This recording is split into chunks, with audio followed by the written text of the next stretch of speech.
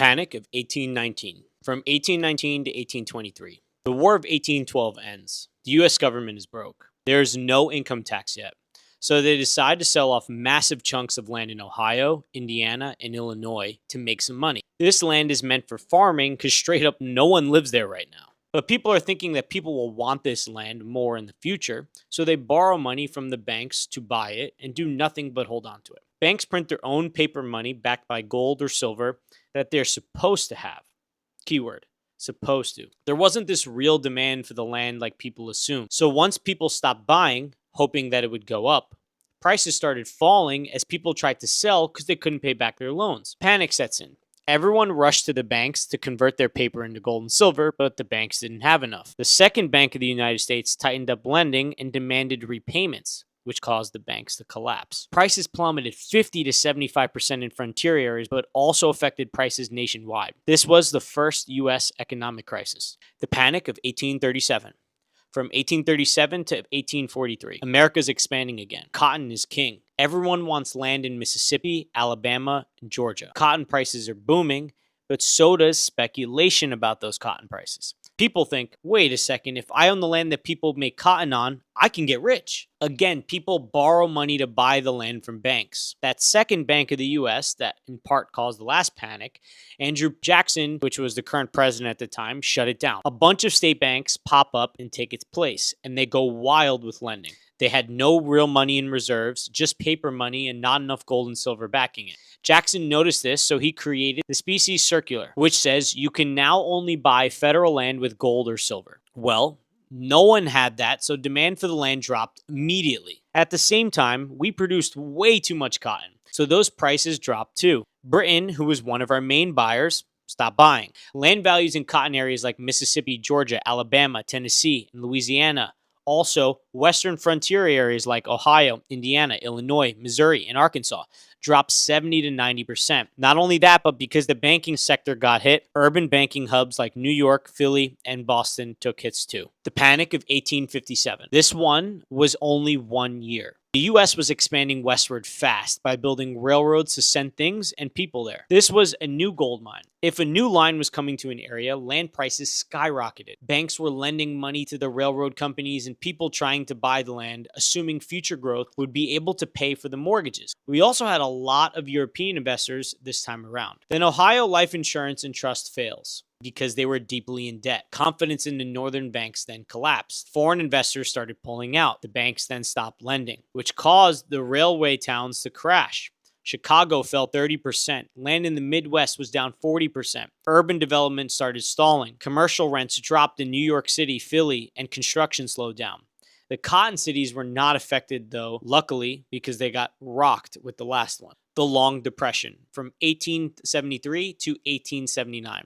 The Civil War was over and the U.S. was going back to expanding. But then in 1873, the J. Cook & Co., a New York bank which was heavily invested in railroad bonds, failed. People lost confidence once again. 18,000 businesses failed. And this happened as Vienna's stock market crashed at the same time. U.S. unemployment hit 14%. Chicago prices dropped 30 to 60%. Railway towns crashed 50%. And Midwestern farmland was down 40 to 70%. The Great Depression. From 1929 to 1933. In the 1920s, the stock market skyrocketed. People were able to put 10% down of a stock to buy the full thing, and the bank would let them borrow the rest. That is known as margin debt. All it took was a small dip in prices. Everyone would owe more than they own, which is exactly what happened in October 1929. That forced them to sell the stocks to pay off their debt, which then causes the price to drop more, which then forced more people to sell. So then Wall Street collapsed. And then businesses went under. And those businesses fired workers. Consumers stopped spending. Real estate had been booming this whole time too. Banks were giving 5 to 7 year mortgages that were interest only with balloon payments. They didn't have income verification. This caused 9,000 banks to fail. Urban housing fell 30 to 50%. Florida specifically crashed 90% after having a speculative land bubble. In response to all of this, the FDIC was created to make sure people who give banks money are protected. FHA and Fannie Mae would bring in long-term fixed-rate mortgages and a secondary mortgage market, and the U.S. starts building public housing and having zoning standards. The savings and loan crisis. From 1986 to 1995, the Fed hiked the interest rates from 4% to 19% in just a few years from 1997 to 1981. The savings and loans banks held on to long-term, low-rate mortgages at the time, but now they must pay higher interest to the people putting their money in the bank than they actually earn from the people that borrowed from them. This caused 1/3 of banks to fail by 1983. To fix this, Congress decided to deregulate them. Only one problem. Congress forgot that they actually back the money the banks lended through the FDIC. Banks started risky lending,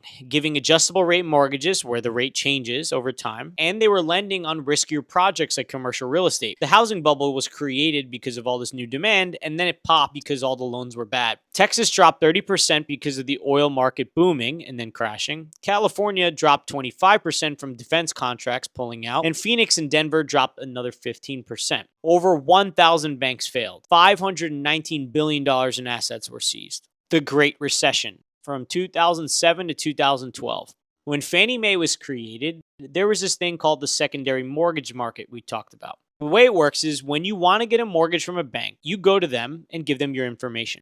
The bank then checks Fannie Mae's guidelines to make sure that you meet them as the borrower. The bank then gives you the money for the mortgage, immediately sells it to Fannie Mae so they get their money back. This allows the bank to keep doing loans instead of having their money locked up for 30 years. Then for Fannie Mae to get their money back, they sell these loans in bundles to investors known as mortgage-backed securities. See, housing was seen as a risk-free investment, and banks were giving loans without verifying income. You just had to tell them you were making a certain amount. These loans were also adjustable rate, so when the Fed raised rates, they would go up. Some of these were also 0% down loans. This caused housing prices to boom 50% from 2000 to 2006. And then to slow inflation, the Fed raised rates, which caused mortgage interest to go up for everyone who just had their adjustable rate mortgage. Those people didn't have the income to qualify for that. So they get foreclosed on, dropping prices everywhere. Investors who invested in the mortgage-backed securities lost billions. Home values fall $8 trillion.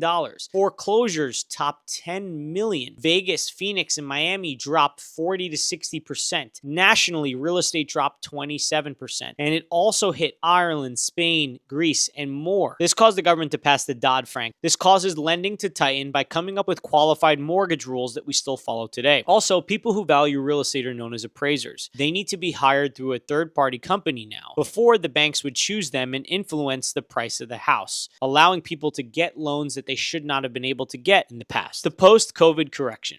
From 2022 to literally right now. Leading up to 2020, the economy started growing and was doing well. Then the world changed when COVID-19 hit in February 2020. People were forced to stay at home to stop the disease from spreading. This would normally crash the economy. People stopped working, but instead the government propped the economy up. We gave stimulus checks to people. They lowered the interest rates to the lowest they've ever been. This gave people money to spend, but people weren't working as much in person, which caused people to move to states like Florida and Texas now that they could work remote. This also caused factories to not be able to produce things as quickly because they couldn't have workers in person. So we had more money out there and we had less supplies. Well, that caused everything to go up dramatically. Home prices went up 40% in 2 years. And to stop this, the Fed raised interest rates faster than before. At the same time, because property values went up, insurance companies raised prices and property taxes increased. When you combine that with the home values being 40% more and interest rates going up, most people today cannot afford to buy a house. So prices are starting to drop.